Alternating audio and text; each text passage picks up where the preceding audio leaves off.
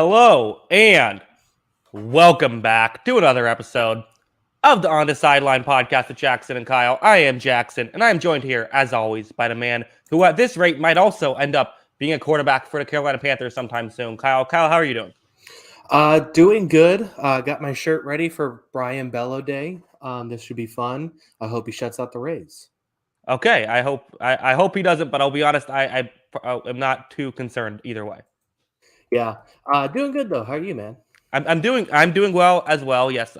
Apologies last week to everyone listening for not being able to go. I got COVID like the day that we were supposed to record audio. I could not podcast. And also, we should mention at the top, Kyle, we're going to be missing the next 2 weeks, correct? Yes, we will be gone the next 2 weeks. I'm going on a trip. I'm going to be off the grid, so we're going to be MIA for a couple weeks. But you're going to be off the grid. Yes. Well, what are you going like some top secret mission? Yeah, I will be on a remote location, no signal whatsoever. Okay. No, I'm just kidding. I'm just going to Hawaii. So, but it'll be it'll be nice, and then we'll get back to these because we'll still have enough weeks before the start of the season, do all of our division previews, so we'll be all good. Yeah, should be a fun show today as we have always an interesting division to talk about. I'll be honest, a predictable one. I think this is not one this was not that difficult to come up with my list 1 through 4. I definitely think so. Mm-hmm. Yeah, this should be a fairly straightforward one. I guess the one debate, is there a debate between 3 and 4 this season? I think that's the one thing you could argue this year for first time in it feels like a while. Yeah, I think so. I think that there was a debate going on. I posted a poll, and we'll talk about the poll throughout this podcast of what the fan base of Jackson Cougar Sports, what their thoughts are on who will win the division. There was some debate between 3 and 4. Not too much debate who should be 2 or who should be 1. But before we get into all of this, let's talk about the news that broke today, Kyle. Baker Mayfield. We were wondering if this was going to happen. I made my top 7 list, a video of the top 7 moves that could still be made this offseason. One was Baker Mayfield. I almost didn't throw it on there because is it going to happen? Day later, it happens. Mayfield is a Panther. What are your thoughts? Well, I guess my first thing was, why did this take so long to happen? Like, what were both sides waiting out for? It was a conditional 5th-round pick that could turn into a 4th-round pick, or the Panthers waiting out for like a 7th-round pick. Basically, I have to imagine it was the money thing. I have to imagine that was what the discussion was. Yeah, so I think there's 2 sides to this. The first thing is I think the Panthers will be better next season. And I think the thing they did right was they didn't let a previous mistake prevent them from making a better football decision. They made the mistake last year of trading for Sam Darnold and giving up a 2nd-round pick for the quarterback, and it didn't work out. Instead of saying, okay, we made that mistake, so we can't give up more assets for another quarterback, they went and got another quarterback. So they wouldn't get another quarterback who should start this season. I'm assuming that with this move, he's going to start this season.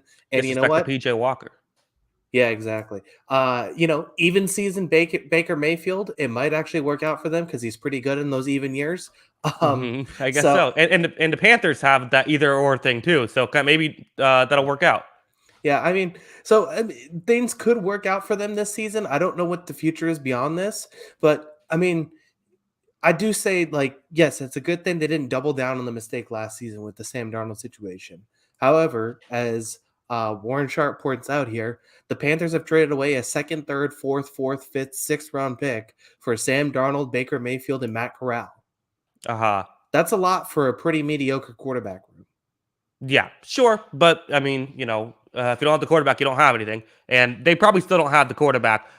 One notable, so just in case anyone, does not know the details of the move itself, what's interesting about it is, so it's a conditional 5th-round pick. I don't know what the condition is, but I imagine tied into playing time to some degree. But the fascinating thing about this trade for me is the Browns are agreeing to pay $10.5 million of their own money, and Baker Mayfield is agreeing to just cut off $3.5 million altogether of the contract. Baker Mayfield is taking a $3.5 million pay cut to play for the Panthers. I feel like a lot of players, you couldn't give them a $3.5 million pay raise to play for the Panthers. Yeah, it's a surprising move, and I think it speaks to the situation of, Carolina not wanting to pay a whole lot for another quarterback, and also Baker Mayfield's desire to get out of Cleveland, which was another weird part of this entire saga too, is this whole thing where Baker Mayfield felt like he was John Elway and deserved Uh-huh. like all this respect from the Browns organization. Like, I get it. Nobody likes to be replaced from their job. But at the Mhm. same time, like, you got to earn the performance, man. You got to earn the role.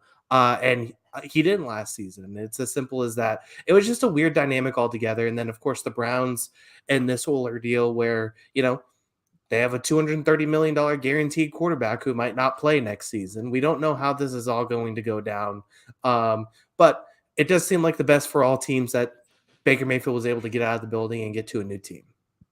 Yeah. Although, is it the best for Baker Mayfield? I heard this kind of talk about a little bit. Would it have been a better move for Mayfield to just play one more year in Cleveland? You probably would be in a better situation here than anywhere else. And then because Watson's, I'm assuming, going to get suspended for some amount of time, play this year, and then try to get a bigger paid day next year instead of having to play in a contract year in Carolina. Well, football situation, it's better. It's a better team. Mm-hmm. Um, but I mean, I think the mentality aspect of this, where he still views himself as a starter. I don't know, like Mm-hmm. the approach of basically being like a gun for hire. Basically, I don't know if a lot of people are really going to sign off for that.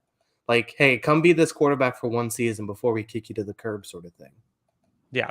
While I would still defend this move for the Panthers' perspective, the one last thing I'll say about it is, How does this work out for the Panthers? Like, how does this end up being a great? I mean, okay, maybe you win a Super Bowl this year, that would be cool. But like, it could save Matt Rule's job. That's kind of the one other key piece of this.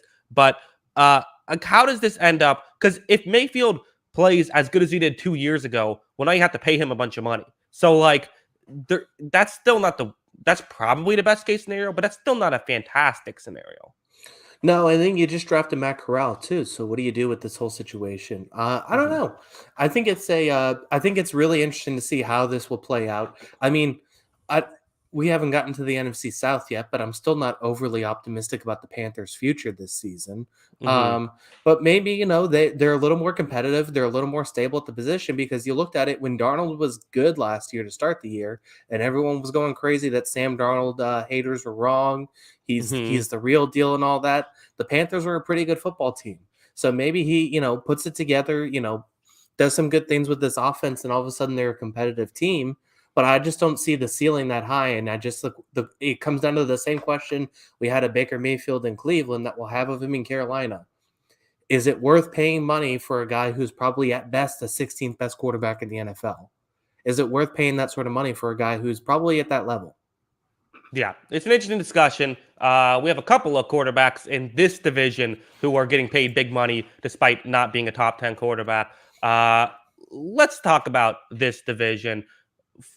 Four teams here. Kyle, the way we do this is if for the people listening who have not seen one of these before, Kyle will be listing his ranking for how good the division is, along with giving his ranking for each team in the division 4 through 1, starting with the worst and moving our way up. Then I will go through, I have a sort of a war based algorithm, a wins above replacement rate based algorithm for each position group. I'm going to predict where I think each position group will rank and then give the wins associated with it, give a final prediction. And that's how this show will work. If you're confused, you'll understand it. You'll figure it out as we go. Kyle, why don't you go ahead and take the floor? Yeah. So, like I said, we're gonna go through each division. We did the NFC East last week. If you missed that, go or 2 weeks ago. If you missed that, go back and listen to it. Uh, NFC North, I have it as the fifth best division in football, and that's simply because what? I think the bottom of the division's bad, but I think the top of the division has two potential playoff teams. There's definitely two potential playoff teams plus a Super Bowl contender out of this group, as long as Aaron Rodgers plays football, I think. So I still think it's going to be pretty good at the top. At the bottom, though, with number 4 in this division, we are going to go with the Chicago Bears. The Mm-hmm. Chicago Bears had a rough offseason. I mean, it's been a rough few years for the Chicago Bears. First, they had Matt Nagy. Matt Nagy's gone. They bring in Matt Eberflus, who I like, but the problem is that this offense is just completely gutted. The offensive line does not look very good. The pass catching options outside of Darnell Mooney is not very pretty. David Montgomery, nice, but you're asking a young quarterback to try and develop without a lot of talent around it. And I like some of the moves they made on the defensive side of the ball, getting younger in the secondary, adding talent to that secondary. But I just think it's going to take a while for that stuff to kind of, be competitive. So I got the Chicago Bears fourth. I think this is one of the worst teams in football. I do as well.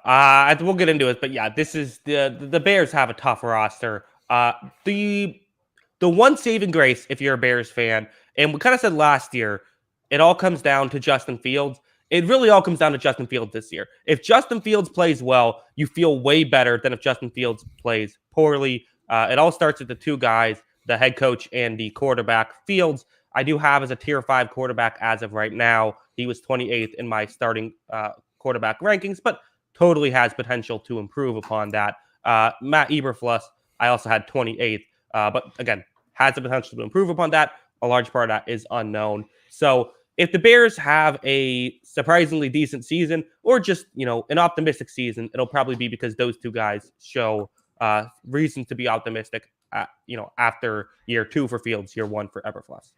Yeah.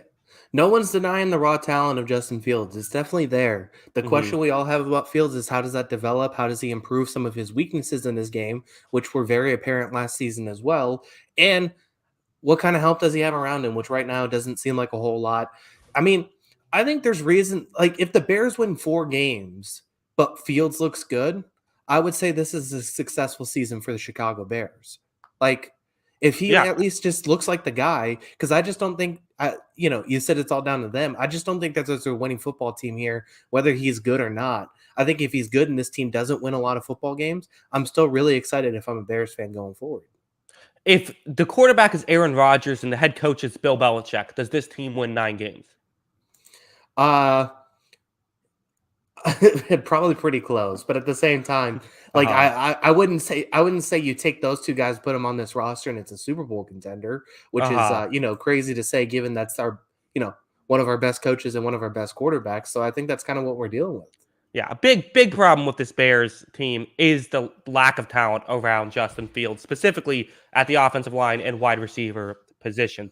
Um, for the wide receivers, you have Darnell Mooney, who I think we all like, but I also think we all agree probably shouldn't be your team's number 1 wide receiver. And the depth isn't there either. I mean, Velus Jones was a 3rd rounder this year, who many felt like was in reach, but they liked him, so okay, we'll see how that goes. You really kind of just have depth from there on out. Byron Pringle, who's I think is just depth. Ecomanius St. Brown, Dante Pettis, who was okay for like a solid number 3 option for San Francisco, but he wasn't good with the Giants. I would bet on him probably being more of a product of Shanahan than just a solid player. So let's have Tajay Sharp in there. Tight ends are better with Cole Kmet and Ryan Griffin. And then also for the offensive line, the tackles, kind of a bit of an issue. Tevin Jenkins was a 2nd-round pick in 2021. He didn't grade too well, but he only had 150 snaps, so we'll see what he does here too. Larry Borum, the other tackle, it seems like, who's not great. You also have for the interior, Cody Whitehair, Lucas Patrick, and Sam Mustipher, who, Whitehair is all right. Patrick and Mustipher are not spectacular on the interior as well. I have the wide receiving core and offensive line both at 32nd in football. So nowhere to go but up, I guess. I guess so. They'll probably, at least the nice thing is, at least there's a good chance they will over exceed my expectations. Yeah, I mean, so I guess we'll start from the top here. Mooney, like you said, we all really like. I liked him last year, but I'm curious how this looks now without, Allen Robinson. Was there just a lot of attention to Allen Robinson, so Mooney was just kind of open? I think that's a very real possibility. Like you said, the rest of these guys don't. Like if you said one of these guys is going to be good, who would you even pick from this group? Probably Velus Jones, just because like there's the unknown rookie factor. Yeah, I mean, I guess that's probably it.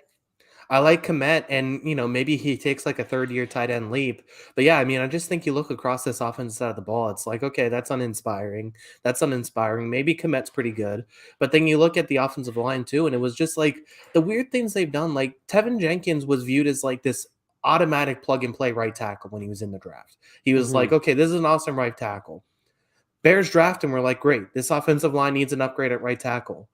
they moved Tevin Jenkins to left tackle. And Uh-huh. a completely inexplicable move. They moved him to left tackle, which made no sense. It's just, yeah, I mean, uninspiring is basically the way to put it. Yeah, they made some small moves, but they've, for the most part, really just kind of left what they had last year intact, which was so bad last year. It's really baffling that they made that decision. Yeah, and lost Allen Robinson too. So, Right. I mean, you look at, I mean, for this offense to feel like anything, it's got Mooney and Montgomery really have to kind of leap into that. Like, I don't think Mooney's ever going to be a top, what, 40 receiver in football, 30 receiver in football. Like, I would say he has to leap into that kind of top 40 range to really make this offense go. And then Montgomery obviously has to stay healthy and continue to do his thing. But even then, like, Montgomery, what's Montgomery's ceiling? Top 15 back in football? It doesn't feel like anything that's really going to excite fans. Yeah, the halfback room is kind of the one saving grace of this otherwise tough offense with Dave Montgomery, as you said. You also have Khalil Herbert, who I like, and I think Darrington Evans. Don't know why that name gave me so much trouble, but he's solid depth as well. This is a tier 3 halfback room for me. You're right; it's not spectacular, but you at least have some talent here. So that's kind of the one saving grace of an otherwise. That's all the wins that they get, or excuse me, I believe I have. Maybe I'm not sure where my notes are now, but yeah, their offense I have as tied for 31st in football. So it's only not last. It's not last. It's tied for last. It's tied for last. There we go. Hmm. Yeah, I mean that's not great. And you know, this is a team with a guy like Fields should still be a pretty decent running football team. I just, Hmm. what is the ceiling of that team though when it's, without a superstar running back and your quarterback having to take a bunch of carries because he's running for his life? Yeah, I think it's looking tough. Let's move on to the defense. The defense is the worst part of this team, I think. That all that being said, I think the defense is even worse. The coverage is kind of so they've done things to try to make this coverage unit better. That's the one thing I will say is they put resources into this, adding Jaquan Brisker, who's a safety, and adding Kyler Gordon, who's a cornerback. But other than that, for the corners, Jalen Johnson, who Bears fans are very high on, I think is solid. I'm not sure I would say he's great. He's a solid cornerback who can play. And listen, that's a lot of times just what you need. You also have Tavon Young and Duke Shelley, who are both fine depth pieces. Eddie Jackson, who I've given up on at this point. I'd hope we can find a way to see him, regain his form at some point. But unless Kyler Gordon comes out of nowhere and it's just like a, tier 1 a corner right away, which I don't see happening. I wasn't a huge fan of him coming out of the draft. This is a tier 5 coverage unit for me as well. Yeah, I mean, like I kind of like the corners they have, like you were saying that they're young prospects. Hopefully they continue to get better as far, Johnson continues to get better. Gordon comes on strong. I think that's your goal. You clearly have an identity here where it's length. It's kind of that it looks a lot like that Eberflus defense in Indianapolis they're trying to start that here. It's just Mm-hmm. it's going to take years before these guys are ready to run that defense and be good at it. But you see the pieces kind of coming into place. I like Gordon. I like Johnson. They have guys here. I just don't think it's ready to be a decent group yet, even though I think 3 of these guys could end up being pretty good players down the line. Yeah, I completely agree with that. I think that the groundwork is getting made. That's the nice thing about the coverage unit. The one nice thing I'll say about it is you can see it getting better. You're absolutely right. You can see that this feels like if this was the entire team, you'd feel optimistic about the Bears. Yeah, I think so too. Unfortunately, it's not the entire team. Correct. Unfortunately, it is not. The front 7 does not get a whole lot better with edge rushers. Robert Quinn, who's again solid. He's pretty good. For the other edge rushers, Alquidon Muhammad, and you also have Travis Gibson, who are again both solid edge rushers. I would say interior Angelo Blackson and Justin Jones, who can both play. I think Justin Jones a little bit better than Blackson. And then you for the linebackers, Roquan Smith, who really struggled in run defense. His run defense metrics last year were not very good. Nicholas Morrow and Matt Adams are kind of depth guys to round out that stuff. There's some guys who can play here, like Robert Quinn's solid. Muhammad is solid. Gibson is solid. I have this as a tier 5 pass rush and tier 5 run defense. I mean, every team has players who can play football. There's not a lot of star talent here, but maybe there's an area where one of these guys steps up and can get this to higher than tier 5. But I have tier 5s across the board for the defense for the Bears. 32nd in football, their defense. Kicking is tier 3, though. Karazentis, solid. There you go. They finally Mm-hmm. got that figured out. So then it's just the Uh, rest of the team now. Yeah, I mean, you said some of these guys are solid. I mean, is Robert Quinn their best football player under on the entire probably. team? I think you probably. I mean, I guess. I don't know. Maybe David Montgomery or Khalil Herbert are better if we're taking positional value out of it. Yeah, I mean, I think that's fair. I still probably would go Quinn. I mean, I think I still like Roquan Smith. I think he has a bounce back year, but I think part of the Mm-hmm. problem is that I mean, it was the same thing last year, but I think it's going to continue. Is he's going to be asked to do a lot because there's just not quality players around him. He's got two kind of, I don't want to say turnstile defensive tackles, but they're not exactly borderline Pro Bowlers or anything like that. Don't have Aaron Donald out there. They don't have, they definitely don't have Aaron Donald out there. So they definitely need an upgrade, I think, at those positions. And I think Smith's being hurt because of it. I guess the question is, like, for some of these guys, like a Quinn, like a Smith, I know it doesn't kind of work that way in the NFL, but is there a time where you probably like take trade calls for these guys if you're looking to just tear it all down and rebuild? Yeah, I would think so. I think that would be at this point. I think that there is a lot of logic behind that, and I mean, the Bears already kind of did that a little bit, right? When they traded away Khalil Mack. So I think that would usually it's more veterans that get traded, but I think that would make some sense. Here's a comment that I think this is the hope for the Bears. I guess is Justin Fields is going to show a lot of leaps this year, I believe, and next year with all the cap money, the team will be big improved. Yeah, I think the idea is you have cap space. That's really what has to happen, right? Is the way that this works out for the Bears is Justin Fields improves and then a year passes. Like those are the two big things that could happen this year. Yeah, and I would just say their draft guys start to kind of pan out. You're looking for these guys in the secondary to have solid rookie seasons that are foundations. You're looking for Johnson to take a leap forward at the other cornerback spot.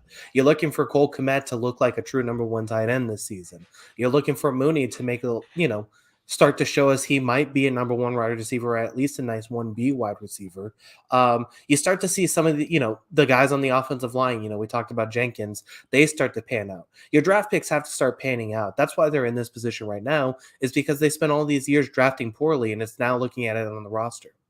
Yeah, or just not having draft picks too. Like that was another big aspect of because the Khalil Mack trade, which now you don't have Khalil Mack. Like that's the whole thing about the Rams stuff is they trade these multiple first round picks, but then they get star players. You have to get star players that stay with you for that to really work out. I had the Bears winning 1.07 games. Oh God, worst team in football according to my projections. Okay, so you have them completely worst. Interesting. Yeah. Mm-hmm.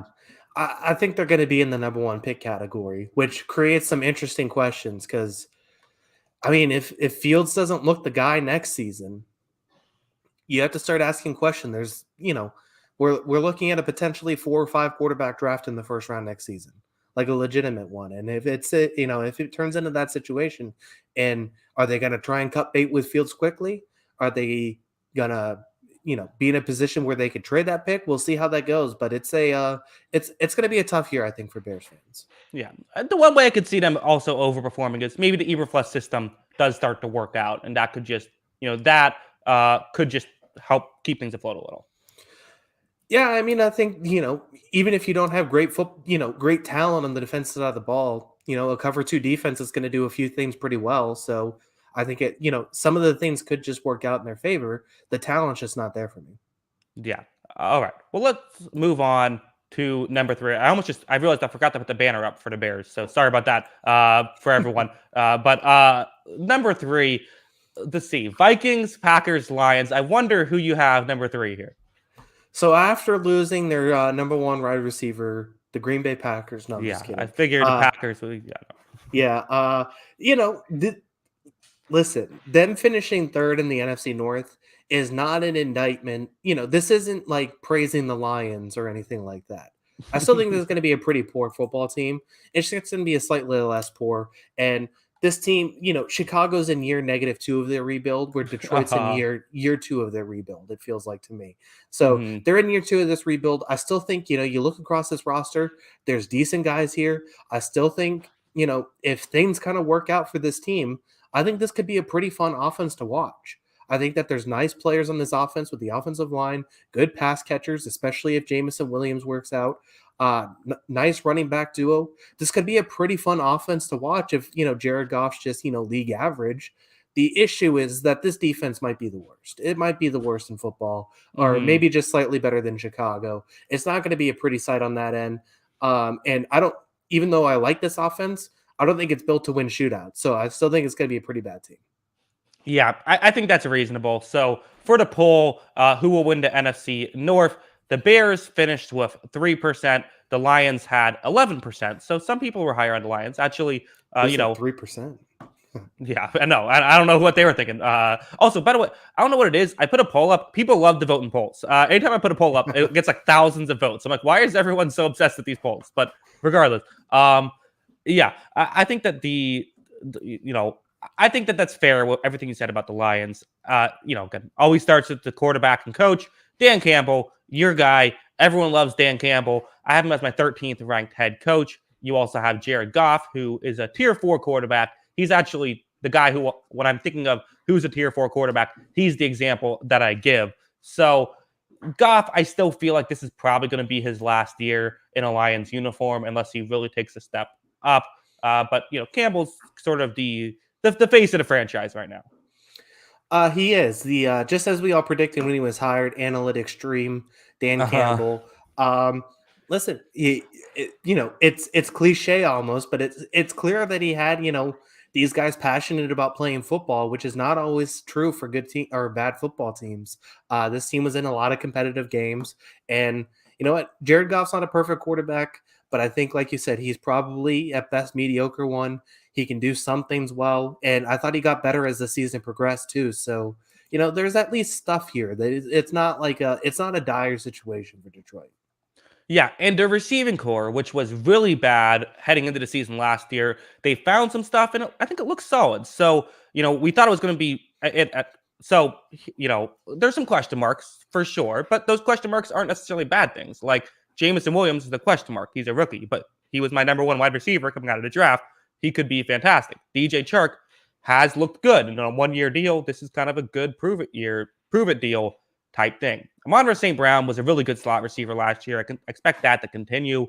Quintez Cephas looked good in his 200 snaps last year. And even Josh Reynolds showed some flashes with Keith Raymond also making good depth. And TJ Hawkinson's a great tight end. So a lot of options here. This is a tier 3 wide receiving core for me. Again, a lot of good wide receiving cores. And yes, if Jamison Williams works out and DJ Chark works out, this is going to be a lot closer to tier 2 or tier 1. But if they don't work out, or Williams is just hurt for all of next year, well, then that makes it look a lot worse. So tier 3, it's actually 16th. So kind of right in the dead center for me, this receiving core. Yeah, I think, like you said, there's a lot of upside to this team, a lot of upside to this wide receiver core. If St. Brown, I mean, he was PFF's number 15th ranked wide receiver last season. I don't think Hmm. Amon-Ra St. Brown's the 15th best wide receiver in football, but Hmm. I mean, it's impressive to see what he did at the end of the season last year, really coming on strong to end the year. I think he could take a leap forward. I think, if Williams wasn't hurt, he probably would have been borderline number one receiver for me. I did have Drake London just slightly over, but I mean, he's such an electric talent. There's a lot of speed here. There's a lot of skill here. There's a lot of good pass catchers in this group. Plus Hawkinson, who could be one of those guys who elevates himself into that top 5 tight end position. I mean, there's a lot. There's a lot of guys here that you could be really excited about as a Lions fan, and a lot of guys you should be buying jerseys for. Yeah. Yeah, I agree. Halfback room, I'm not crazy about. DeAndre Swift, Jamal Williams, they're both fine. I don't hate either one of them. Neither of them are trash. You don't need a great halfback room to be a great team, but it's tier 5 for me. Yeah, I mean, I like Swift a little more. I know some of his, analytical numbers aren't great. I still think, as a guy who can, you know, he hasn't been healthy. I think that's one thing. He Yeah, wasn't quite I healthy agree. last season, Hmm. but it's like, if he can stay healthy, he's a guy with, who's good between the tackles, who can catch the ball out of the backfield and make a ton of plays at a screen passing game. He has the upside of a tier 2 or tier 1 running back maybe not tier 1, but he has the upside of a tier 2 running back in my book. Plus Williams is a nice backup too. Swift has to stay healthy though. That's the key for that group. Yeah, that's exactly. I should have mentioned that, but that's my main issue with their halfback room is Swift can't stay healthy. We have a commenter, Detroit fan man says the offensive line is the most exciting thing on this roster. I completely agree. With the tackles being Taylor Decker, who's been a consistent top 20 tackle in football, and Penei Sewell on the other side, who played good at right tackle last year, just not in the preseason. The interior is Jonah Jackson, Pro Bowler Jonah Jackson, and Vitae H. We're going to go with that. Don't need to pronounce that whole last name. It's been inconsistent, but played well last year. And I have to imagine just being surrounded by talent is going to help anybody. Frank Ragnow, who was hurt most of last year, but it's one of the best centers in the league. Tier 1 offensive line for me. This is definitely, they put a lot of resources into this offensive line, but they made it work. They did the thing that you're supposed to do. Is if you're going to spend a bunch of resources for the offensive line, make it good, and that's what they did. Yeah, and the anchors are, like you said, the 2 tackles and Frank Ragnow at center. That's a really, I mean, if you just had those 2 players in, borderline replacement level guards, that's pretty close to a tier 1 offensive line on its own. Mm-hmm. And they got, 2 pretty decent guards at those spots too. So yeah, I agree with that. I think, like we said, the pass catchers are fun, but these guys are really good, and this is a really strong group, and it's going to be fun to watch them next season. Yeah, and it's not going to be like last year where, A, they got hurt, but B, it was like, okay, you're blocking for 10 seconds and no one's getting open. Now guys can get open too. So that should help out Jared Goff. All of it should be, it'll certainly be solid. I have them as the 23rd best offense in football. So a sizable jump from last year. They're continuing to move in the right direction. Yeah, and I agree with that. You look at the individual talents and maybe you could rate them a little higher, but like you said, you need to see the results from all of these guys. I'm really excited to see Williams on an NFL football field.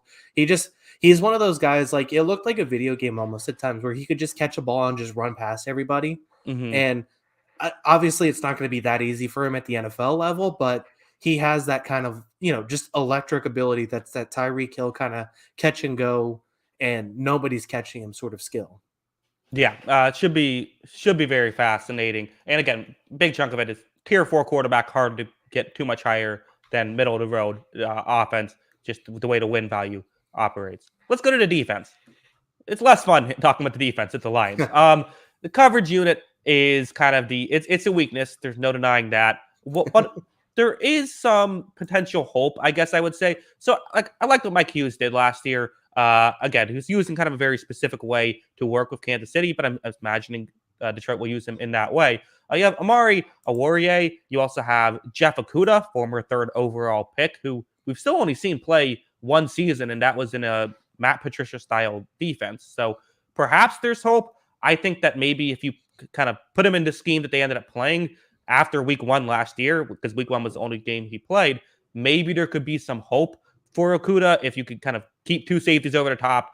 Don't allow him to get burned because he's not the fastest, but let him kind of do the stuff he's good at, like run defense, like being able to break up passes when he's in the area, that kind of stuff. I don't know how much confidence I have in Will Harris or Afidi Melifonwu. Melifonwu may be all right. I mean, he looked fine in 200 snaps. For the safeties, Tracy Walker, Deshaun Elliott, Kirby Joseph, who was a 3rd rounder. Safeties shouldn't be a massive issue. Linebackers probably won't help out much, but due to just the question marks at corner, I'm giving it a tier 5 just because there's too many questions here.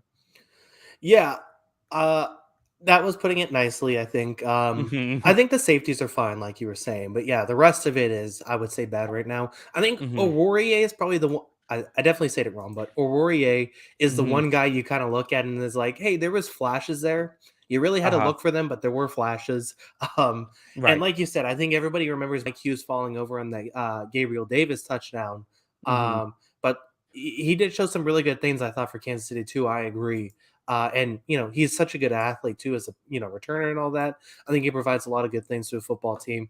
But yeah, I mean, if 2 of these guys are just fine, this is a slightly better group. But yeah, I mean, at the best, this isn't getting over a top 25 secondary, right?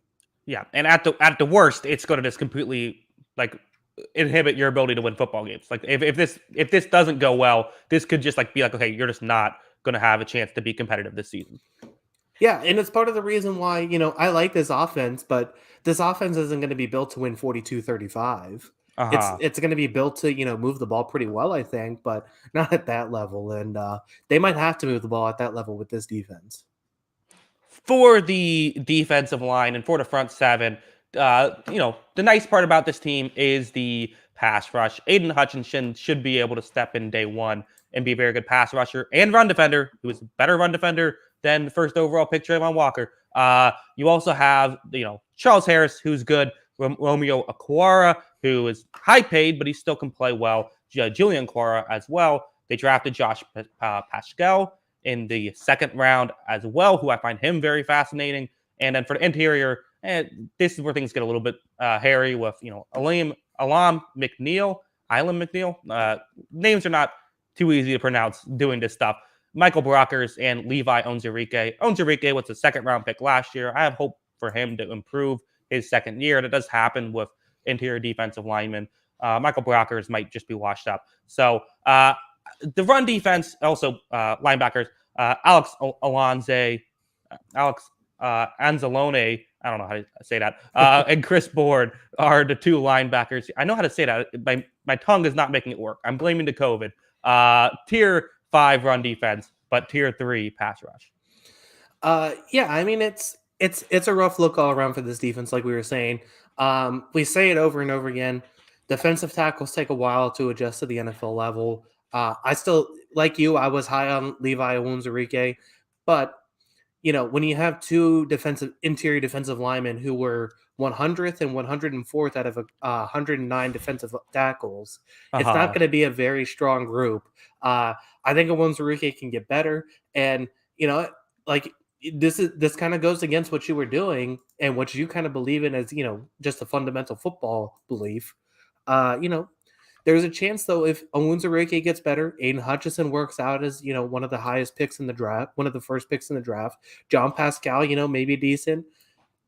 This has a chance to be a pretty good team in the trenches if it works out. We just need to see a lot more improvement out of this group. Yeah, and then of course, you do that, you can play a lot more two safety deep coverages, which can help out the coverage, and then you can, still stop the run with that stuff. That's the hope, but it's just, I'm not quite sure that's going to happen right away.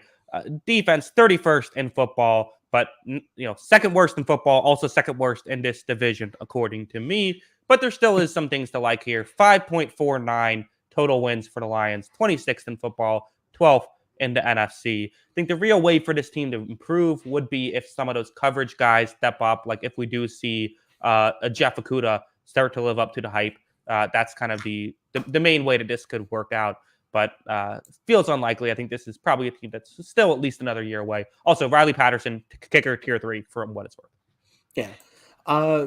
If not 2 years away, there's still a lot of things to like you were saying. It's going to take a little bit of time still, but I think the thing that's optimistic for Lion fans is that there's really exciting players on this team, probably for the first time since Calvin Johnson was here, and Mm-hmm. B, I mean, just overall, you're saying that there seems to be a plan for this team. There seems to be a plan for this franchise, which seemed just kind of all over the place for a lot of years.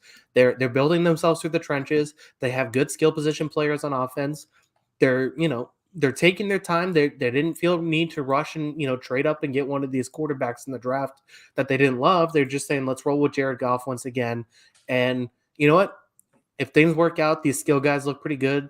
This could be a plucky team this season. You add more talent next year. You find your quarterback and you're ready to go. There seems to be a plan at least in Detroit, and that's a good thing. Yeah, we'll see how they continue to go. I'm not sure if they're going to be competitive right away. Let's move on to a team that we all know what's coming. A team that could potentially be a playoff team. I'm interested in seeing how you feel about them because I think they're a team that people are going to have different opinions on. Perhaps that is, of course, I'm assuming your second team is the Minnesota Vikings. It is the Minnesota Vikings. I really like this. This is a team I kept trying to talk myself into last year, even though Hmm. when things just weren't seeming to work out. I believe that this team will make the playoffs this year. I'm just going to say it that way. I think that with Mike Zimmer gone, I think that they figured things out. I think that, things are just going to be better because, sometimes you just need a coaching change. Not that I think Mike Zimmer's a terrible coach, but things were just not working out with him on this team. And so I think this team's going to be a lot better. I think they're going to be smarter about how they approach the offense side of the ball, which should be an elite offense. And I think the defense has a chance to be slightly better next season as well. I really like this team. I think they're making the playoffs. Interesting. So I might be a little lower on them than you are. Let's talk about the top. Kevin O'Connell is the new head coach of the Minnesota Vikings. I have him at 23rd on my ranking. Again, unknown. Really hard to say with this stuff by head coaches we haven't seen, you know, at all. But I like him more than I like a lot of the other new head coach hires. So we'll see how it works out. And Kirk Cousins, I have as a tier 2 quarterback. Kirk Cousins, who last year was a debatably top 5 quarterback in football. He was fantastic last year. Is that going to continue? And is part of that just because they gave him, they really, sat him at the kids' table with the offense they were at last year. He's going to be at the grown-ups table now. We'll see how will he make a mess. Will he is the question. I don't know. I still think that there's so much here that's, there's a lot of talent on this team on the offensive side of the ball. Even, I think that they're going to throw the ball more, which is a good thing for this team because it's just such a good, it has so much talent in the passing game. You can't just pass it. You can't, run the ball into the ground with this group. I still expect Dalvin Cook to get some touches and have a better season now that he's healthy. But yeah, I mean, I just look across this group and I think Cousins has all the tools to be a successful quarterback, and it should work out for him. Not that I think he's going to be an MVP candidate or anything, but he should be very, very good once again. How good would Cousins have to play to be an MVP candidate? I think he'd have to be clearly the best quarterback in football. And I think a few guys would have to be hurt. Like, I just think, pro football writers love a story. I don't think any narrative would work out for writers to say Kirk Cousins is our best player in football. Yeah. I think that would be that would be tough to break that narrative. He should have been in the conversation last year, like no doubt. Yeah, right. If Dak Prescott was in the conversation, he should have been in the conversation. Yeah, not that I thought he should have won or anything, but at the same time, like you said, some of the guys who are giving credence as MVP candidates, he was right up there with a lot of those guys. Yeah, exactly.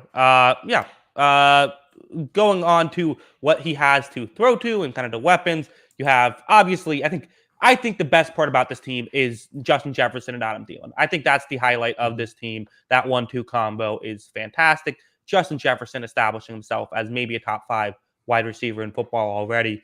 The third option is where things get a little bit tricky. Amir Smith-Marset, who was a 5th rounder last year, maybe he could be the guy. You have Jalen Naylor, who was a 2022 6th round pick. Also KJ Osborne, who could maybe be a fine third option. You have Irv Smith Jr., the tight end, who could potentially be a third option. But that third option is going to be really where the question lies, I think, with this receiving core. Also for the halfback room, I feel like there's a lot of teams that can say, oh, if our halfback just stays healthy, we're going to have a great halfback room. But there's 20 teams that can say that. Dalvin Cook is awesome when he's on the field, but he needs to be on the field. Alexander Madison is solid. It's a tier 3 halfback room just due to the concerns I have with Cook being able to stay healthy. Tier 2 wide receiving room can't be tier 1 because they don't have that great third option. Yeah, and I think that's all fair. I mean, I like Osborne and Smith a little more than you do, I think. I mean, they combined for 12 touchdowns last year? I mean, that's pretty good for a combined third option. I mean, that's really good. If that's your 3A and 3B, I mean, that creates, I think, 4 solid targets to go to. And then the depth behind that, we'll see if anybody else can step up. But I like that group. I think Osborne, I think, has the size to kind of be a solid option in the red zone. Smith also should step into that tight end role just fine. And then, like you said, if Cook's healthy, obviously this is a lot higher, but he hasn't been healthy. But I still think it's fine. And when he's on the field, he's going to be really good too. So I think that helps. Yeah, it's a high floor, high ceiling type of situation. It probably won't bottom out, but there's the chance of it being elite. So that is the nice thing. The offensive line is not a high floor situation. This is maybe the worst thing about this team, I think. And I like Brian O'Neill and I like Christian Darrisaw. So the tackles are not really the issue here. It's the interior that I have some real concerns about. Garrett Bradbury, who I really liked out of college. I thought he was going to work as a former first rounder, but hasn't yet to live up to the hype. Has been kind of a lower tier center for them, and he might and so that's a real issue. You have Urza Cleveland, who was a 2020 second rounder, who has played well, so he's solid. He's probably the best. He's the best interior guy they have, but that other guard is a real question mark for me. You have Ed Ingram. Looks like he's going to be the guy who was a 2022 second rounder who did not have great analytics out of college. He had a 73 PFF college grade. So if you're expecting this guy who wasn't even a very good college player to step in and be a great NFL player year one, that's concerning.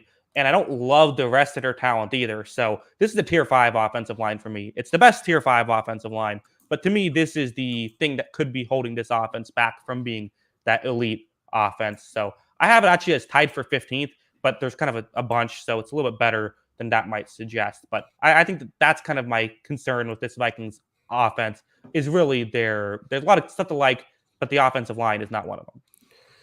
Yeah, I think that's fair. I mean, it doesn't feel as dire just because I think those tackles have a chance to be really good. But yeah, I mean, we've seen what a bad interior offensive line can do to a team. Shout out Bengals. Bengals Yep. last year. So, I mean, but they still made the Super Bowl. So, I mean, Sure. I think but they do not have Joe Burrow and Jamar Chase and T. Higgins either. Right. No, I agree. But I think at the same time, there's still a lot to really like about this offense. Like, I wouldn't be surprised if this is a top 10 offense in football next season. Yeah, I wouldn't either. I think that's totally reasonable to suggest, especially if Dalvin Cook is healthy. I think that's totally fair. Yeah, so I think it's going to be fine overall. But yeah, I mean, ideally you'd like a better center in there because I think like if it's just a better center with those tackles, I think the guards are good enough. But even if it's not great, like I still think it should be good enough. I think. Yeah, and listen, there's still off-season time left. There still are some good players available. Maybe they'll make a move. They have a little bit of money, so maybe that's something that that will happen. Then we'll have to retroactively change my overall evaluation of them. For the defense now, the coverage, you have Patrick Peterson, who ended up playing all right last year. I still don't love his contract, but he played all right last year. Cameron Dantzler, who has been very good for the Vikings. And then they drafted Andrew Booth in the second round. A lot of people had a first-round grade on him, so that's fascinating. Chandon Sullivan could be fascinating. He could be something else, solid depth. You also have a fourth-rounder in Caleb Evans.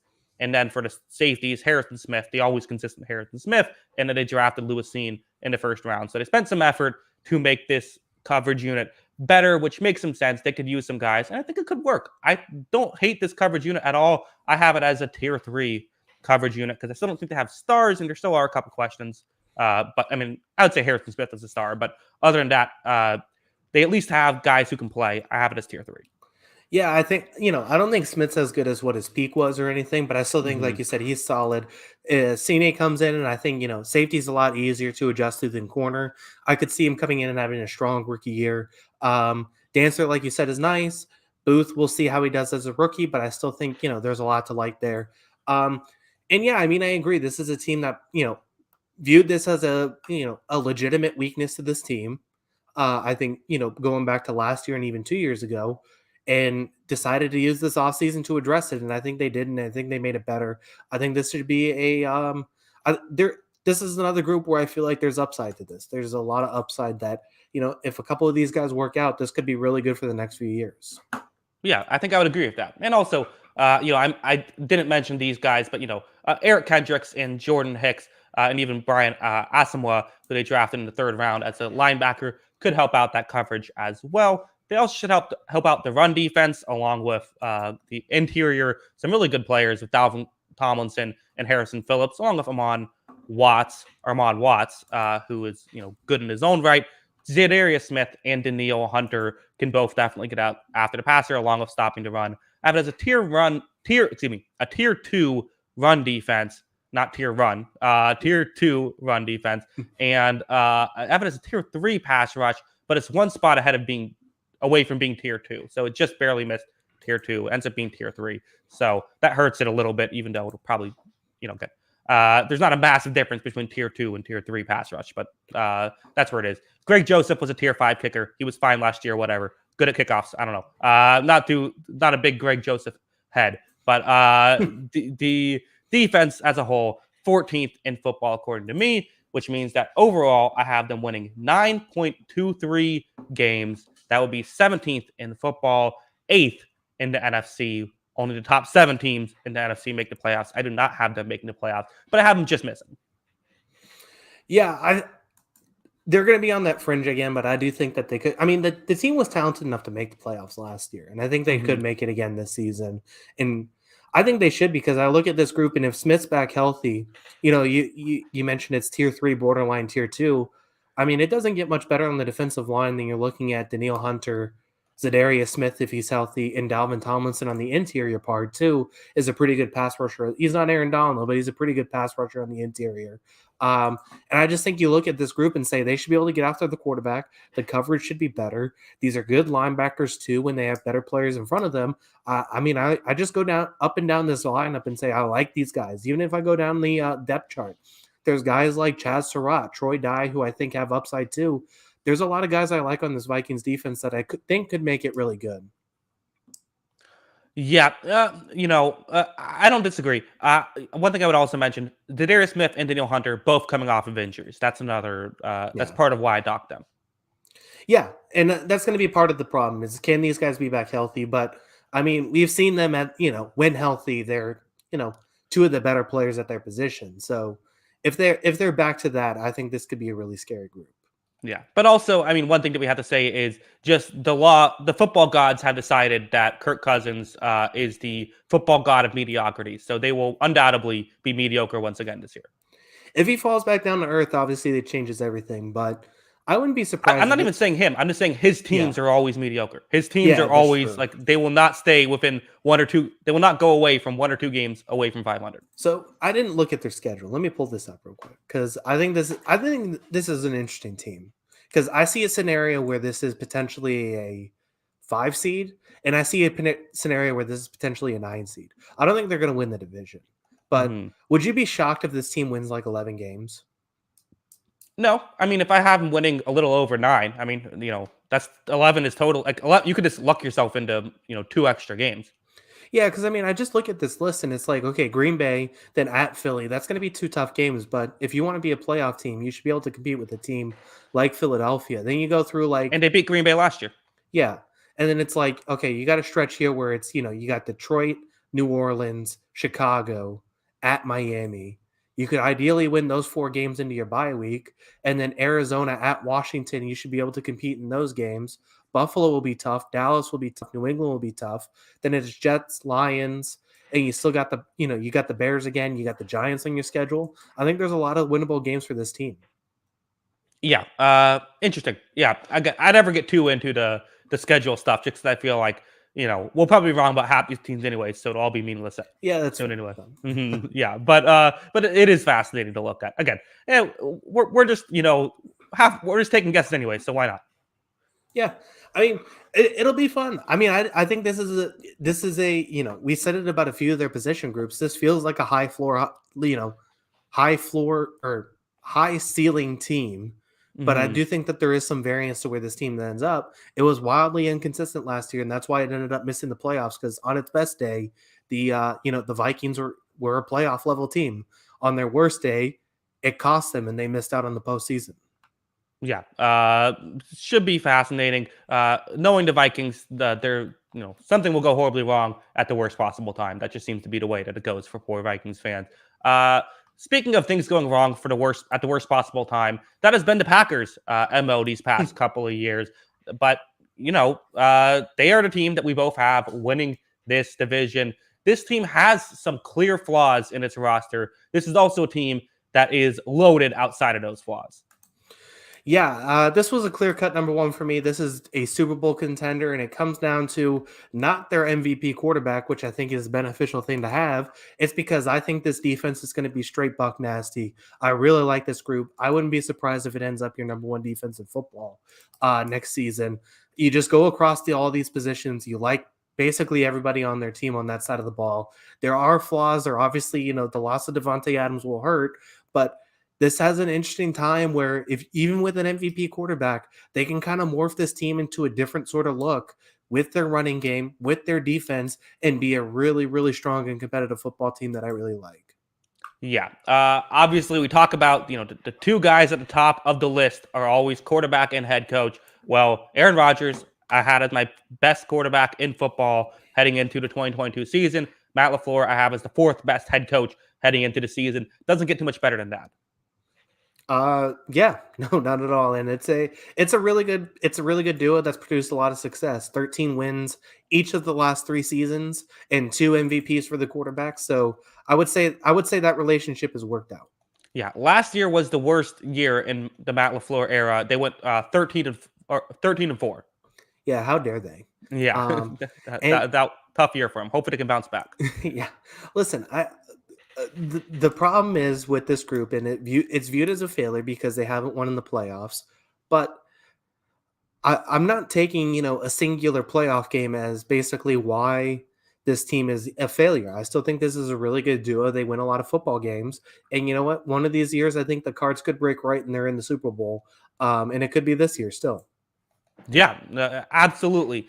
The uh, the thing that might be standing in their way, the number one thing everyone's talking about is the receiving core, right? You have Christian Watson, who you drafted in the second round, who could be the next DK Metcalf. He also could not be the next DK Metcalf. Those are the two options. You have, again, a lot of guys who it's like they have options here. There's things that could work out. Sammy Watkins could work out. He'll have a great week one. You know that. Draft him in fantasy, play him week one, then drop him. Amari Rodgers, again, maybe he takes a step forward. Randall Cobb, Alan Lazard, those are guys that have good connections with Aaron Rodgers, if nothing else. Even the tight end group, Robert Tonyan, Mercedes Lewis. I can't believe Mercedes Lewis is still playing. He's never going to retire. Joshua DeGuara, who there was some hype when he got drafted, hasn't really lived up to that hype. There's options here. This is a tier 5 wide receiving group, though. Like, you can't go into the season with saying, hey, Sammy Watkins week 1, look out. Like, that shouldn't be your second selling point. And your first selling point is this guy who was a second-round pick some people think could be better than the second-round pick. Like, there's some concerns here. It could work out, and if it does, that would be awesome. But this is the biggest concern for Packers fans, is the receiving core. Yeah, I agree with that. Christian Watson was a guy I had a first round grade on, so I think he could be really good. But it's still asking a lot of him to be a number one receiver as a rookie wide receiver in week 1. I think that's going to be really tough. Now the great thing about it is when you have a tier 1 quarterback, you know what? Maybe it raises the floor of this group. So maybe it's a tier 5 talent level, but they play at a tier 3 talent level because they got a tier 1 quarterback throwing to them. I think that's very well possible. And a great head coach that could help. And a great head coach, yes. And you know what? I like some of the depth options. If Rodgers figures it out, Amari Rodgers, the other A Rodgers, if Amari Rodgers figures it out, you're looking at, I like Lazard, I like Sammy Watkins, I like Randall Cobb. I like Robert Tonyan. When he was healthy 2 years ago, he was one of the best red zone targets in football. So, it's not like anything you're going to get really excited about. It's not Devontae Adams, so obviously that's a problem. But I don't think the bottom should fall out of this group either. Doesn't this just feel like this is the exact receiving core that that the Ravens have been trying to piece together for the past 5 years? It's like, oh, maybe they literally had Sammy Watkins at one of those years. I'm like, oh, maybe Sammy Watkins will take a step forward. Maybe this, hyped up, top 50 prospect that we just drafted could work out.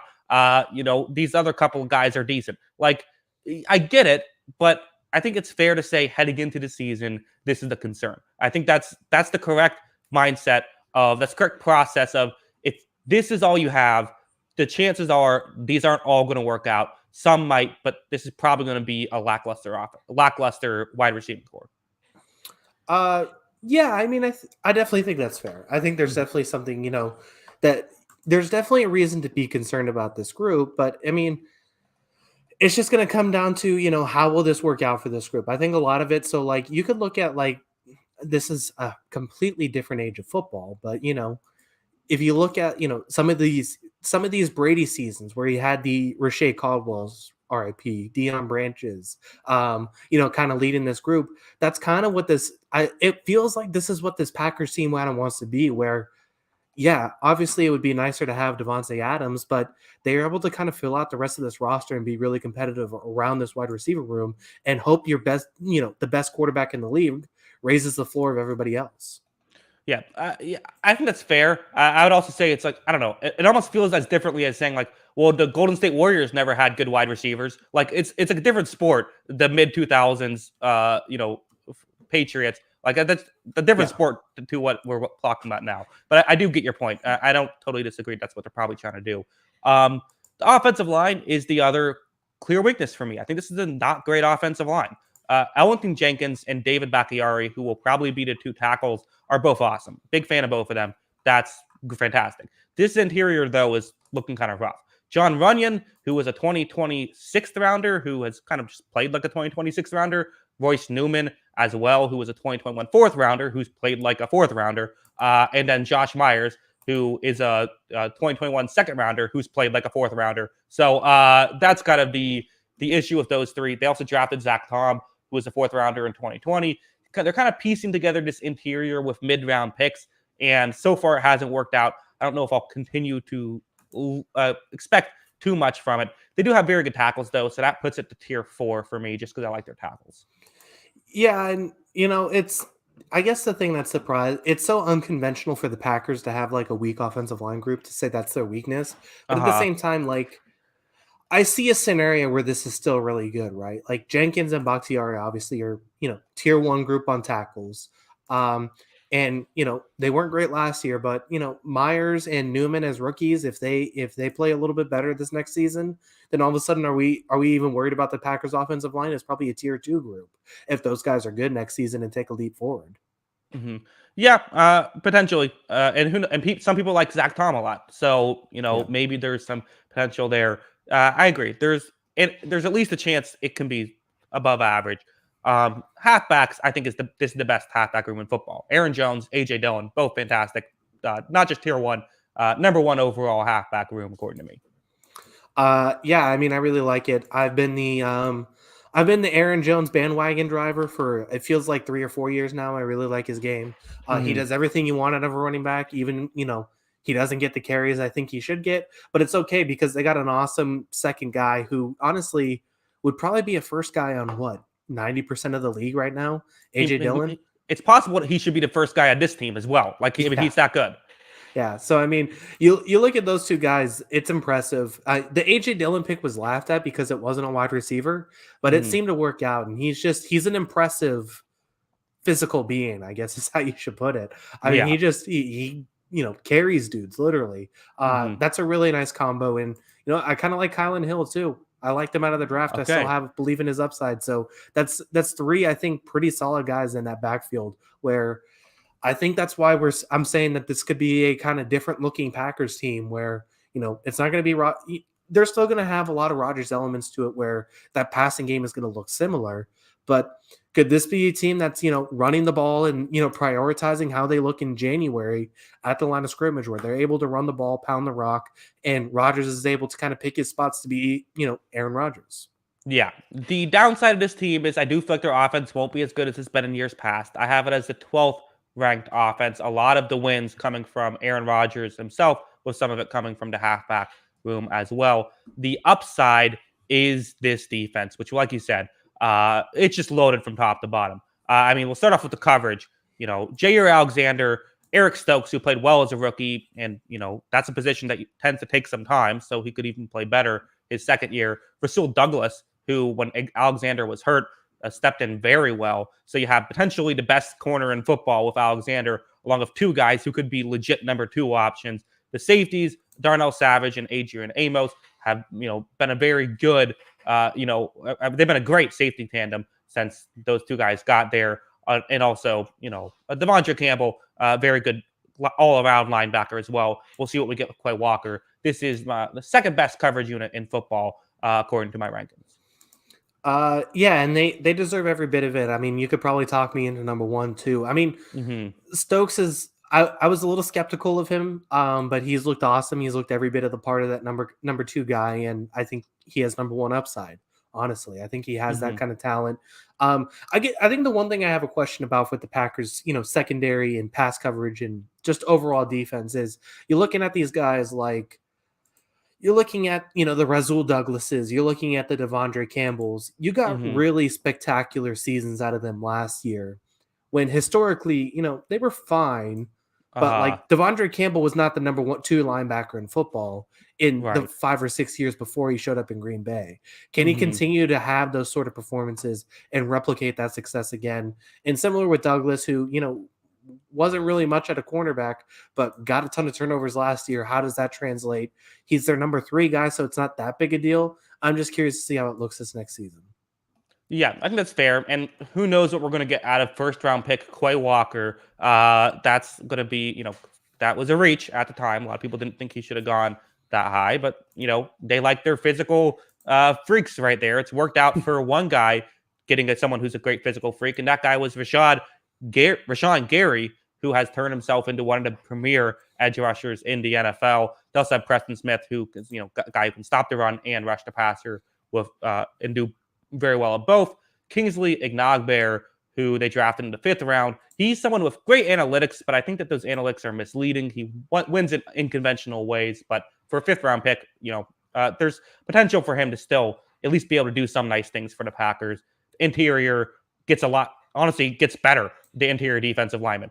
Devontae Wyatt, first round pick, who should be fantastic. Kenny Clark, one of the best like pure nose guys in the league, and he can do more than just be a nose guy. Dean Lowry is also very good. I mean, this front seven is loaded. This defense is loaded. It's tier ones across the board: tier one pass rush, tier one run defense, tier one coverage. This defense I have as the best defense in football. Yeah, and Walker is the interesting guy because I mean, I don't know, from some of the rumors after the draft, he was kind of it seemed like he had the most variance of anybody in the league.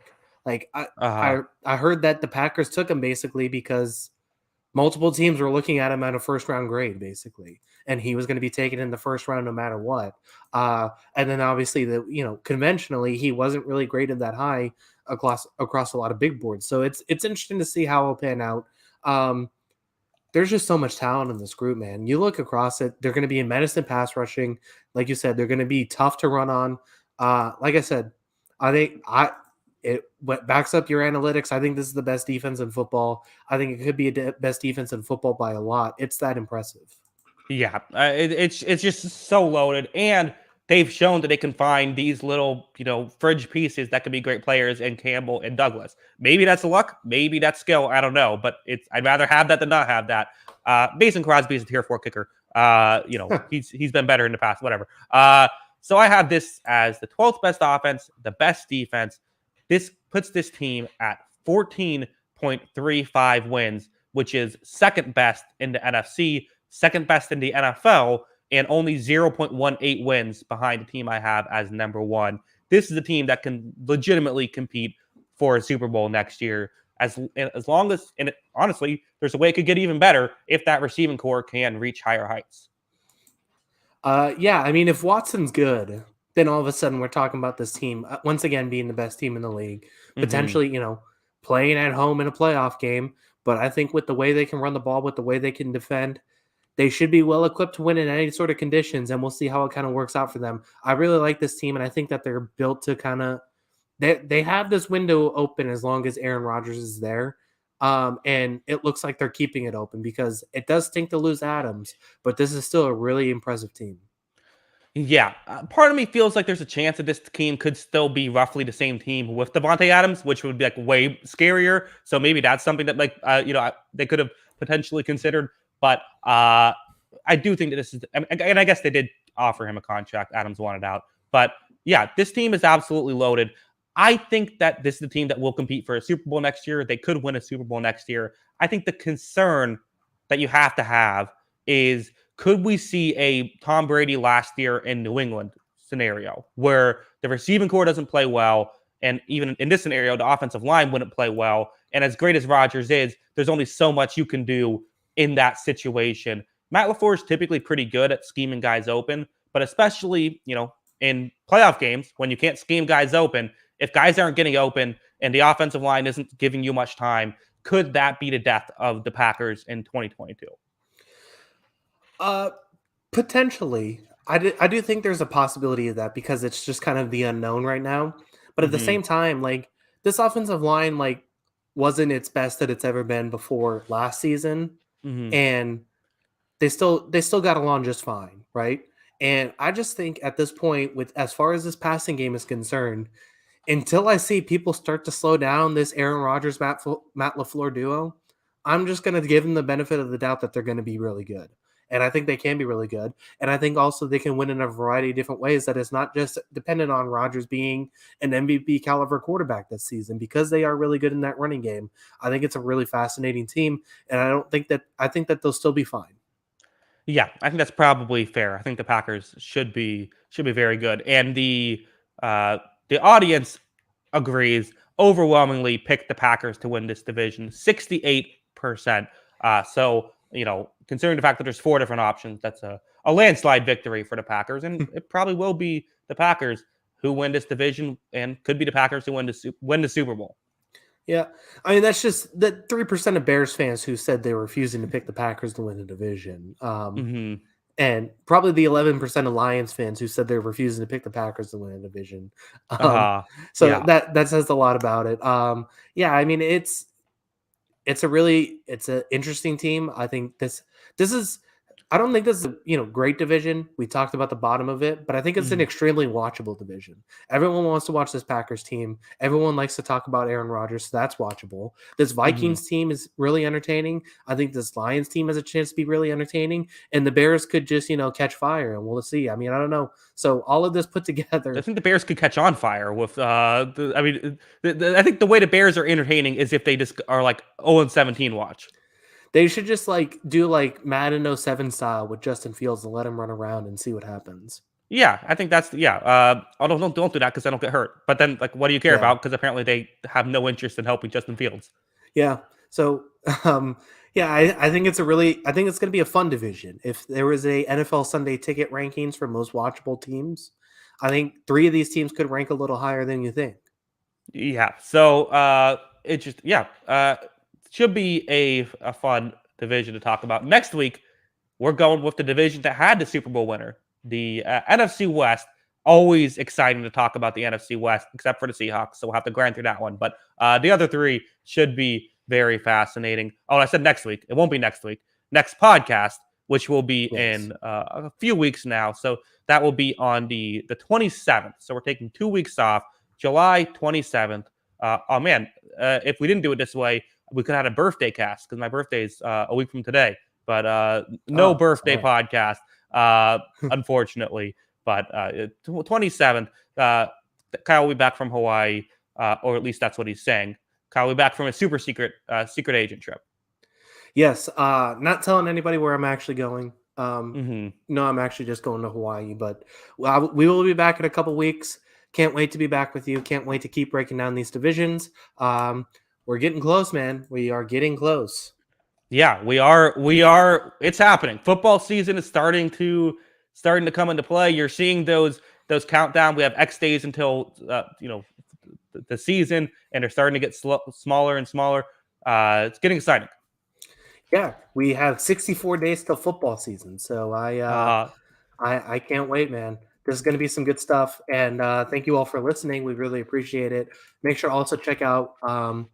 I think I'm stealing your bit here. Make sure to check out the Go audio ahead. only thing on Hmm. Apple Podcasts for the On the The Sideline audio only podcast. thing. That's right. Yeah, that's Yes, what we call audio it. only. Apple Podcasts. Give us a rating. Give us a review. We really appreciate it, and Hmm. we'll keep doing these throughout the offseason.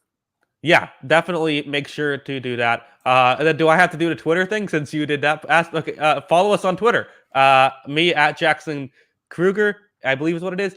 You at by Kyle Grondin. Uh, you also have the what's at what's the official Twitter account? Why At do we On do it the this way? Sideline, JK. On the sideline, JK. That's right. At on the sideline, JK. Check that out. And that's also where you get the audio only feed. On the sideline is what you search. I can't remember if Kyle said that or not. So I'll make sure I say it again. Kyle, that's our show. We're back. We are And back, and then we'll be gone for 2 weeks, and then we'll be back again. yeah, it should be fun. Yeah, Kyle, enjoy Hawaii. Thank you. You enjoy Tampa, Florida. Sorry about the lightning. Yeah, We haven't talked since then, have we? no, we haven't. Yeah, I was there. I was at the game. Oh, that's brutal. Yeah, it was. I kind of felt like it was actually kind of a nice like consolation prize where it's like you get at least like see a championship, get to see the Stanley Cup get like raised and all that stuff. Like I was sad, but it was like, this is kind of a cool moment, a cool thing to experience as a big sports fan, getting to see that in person. Yeah, that's fair. I still would like to see my team win, but Sure, I wasn't thrilled. I wasn't happy about it anyway, by any means. It's always but I feel like another nice thing too is going to the game, like an hour and a half car ride back. You kind of sort of get through you're stuck with only your thoughts. I met my dad there, so I drove to the game, and it's sort of just like, okay, I'm thinking when you get done with it, you're like, okay, I'm okay. I can go to bed. I'm all right. yeah, it that does help for sure. Mm-hmm. They'll be back. They'll be back again. That's kind of what this team does. It's one of the best franchises in the NHL. Mm-hmm. Um, that Chicago, Colorado offense was just a buzzsaw. I felt like. Yeah, it was a tough. It felt like a couple things break differently. The series could have gone differently too. Like two overtime losses, that obviously stings, and obviously losing Braden Point for the whole series when I thought he'd be healthy, that sucked. But also like teams can say that all the time. How many teams can say that? Like Toronto had every reason knocking us out. Round one, and they Toronto'd it. So I can't be too upset. Yeah. It was a really fun run, like you said, the Toronto series, and then Uh, the New York series too, where yeah. the comeback. So, And the Florida series was great. Everyone, just skim yeah, sweep them. Yeah, it's the most fun, one of the most, maybe the most fun run I saw from one of my teams. Sucked that ended, but that's how it goes. yeah. So, yeah, good stuff. And the Rays are behind the Red Sox now, so that's good too. So we're we're rolling here. Oh, no, but it's weird. They expanded the playoffs, right? That started this year. Yeah, the entire AL East is going to make the playoffs. Yeah, it's weird. I'm like, oh man, we're fourth on the division. What happened? And I'm like, wait, we're still in a playoff spot. Like this doesn't check out my. Well, I don't know what baseball's doing, but they're having fun. Yeah, I'm okay with more playoff teams. Playoff baseball's fun.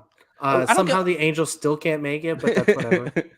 I don't get why they don't just expand the series. They're like, okay, we're going to make all these games, and we're going to make it like 1 3 inning game, and that's the playoff round. Like, no, make the series longer. Why are we like you play so many games, and then the playoffs are so small? Yeah, I don't get it either. Yeah, but yeah. Anyways, we got off the rails here at the end here, Kyle. That happens with us. It's okay. Yeah. Thanks to everybody for watching again. We do appreciate it. And until next time, see you later, alligator. Peace.